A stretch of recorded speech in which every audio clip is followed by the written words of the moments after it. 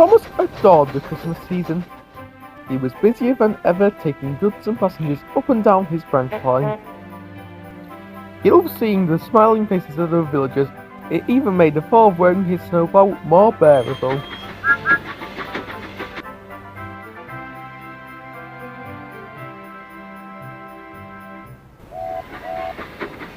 One morning, close to Christmas, Clarabel felt cantankerous. Another parcel, bag or box, and I'll burst! She wailed. Bother your boxes! My upholstery won't last till the new year if I have any more passengers. Puffed Annie. Oh, come on, you two. Christmas Day is nearly here. We can't let the passengers down now. It's all right for you. You've only your driver and fireman to carry. We're positively packed. All day, the grievances continued. Thomas tried everything. He stayed with the coaches between runs, kept them warm with his steam, and listened intently to their complaints. Alas, nothing satisfied Annie and Clarabel, and their foul mood was rubbing off on everyone. Even the trucks grumbled about them. Those coaches think they're busy. We've been rushed off our wheels delivering presents and decorations, slaving away to those usual piles of Be quiet. right in the bumper. Hey, why don't we have some fun with them? Thomas was glad when he was called away to shunt to the big station. When he arrived, he confided in Edward. I just don't understand. They've always been a bit put out around Christmas, but this takes the cake. They're working very hard. Replied Edward.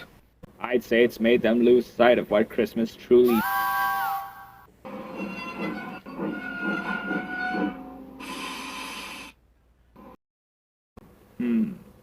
But I think I know how we can fix that.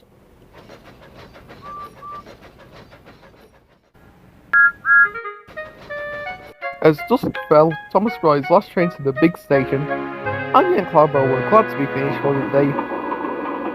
Or so they thought. Thomas was uncoupled and moved away.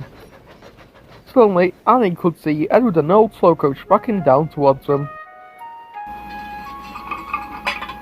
The vicar is hosting a dinner at the church for those less fortunate. We have many volunteers and supplies to deliver, but we can't do it ourselves. That Finished Thomas. is where you two come in. Annie and Clarabel didn't know what to think. They were exhausted, but knew it wasn't proper to complain about helping with such a cause. Quiet and reluctant, they followed Edward out of the station.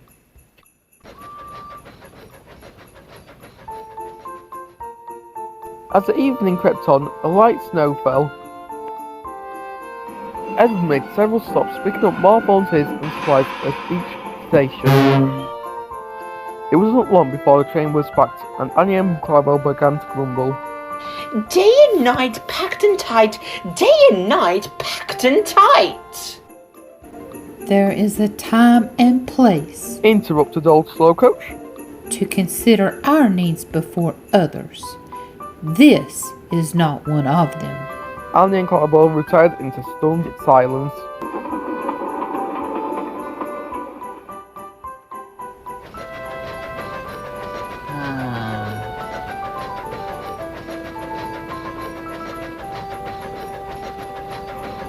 When they arrived at the church, the coaches could hardly believe their eyes. Brilliant lights had been strung up, Christmas trees dotted the yard, and a large crowd had congregated outside. The volunteers spilled out of the compartments and eagerly unloaded supplies from Clarabel. Soon the smell of food wafted from the church kitchen. The crowd worked their way inside, eager for a hearty meal. Annie and Clarabel soon heard the sound of carols and laughter. Lovely, isn't it? Hard work to put it all together, but it's work that matters. Smiled old slow coach. At the end of the night, the vicar spoke to Edward. A most remarkable turnout. He beamed. Bless you, Edward. Your help made this all possible. Thank you, your reverence. We couldn't have done it without Annie and Clarabel. Their assistance was invaluable. Said Edward. It was the least we could do. And we'd do it again in a real turn, wouldn't we, Annie? Indeed we would.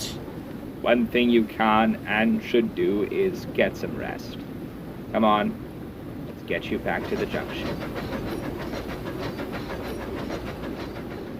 Thomas was asleep in the carriage shed when Edward brought the coaches back. He said as they were shunted alongside. Well then, how was your extra work? Oh, simply marvelous. Off to sleep with you now, Thomas. We can't let our passengers down before Christmas comes. Thomas chuckled and the three friends fell contentedly to sleep. Merry Christmas to all! And to all a good night.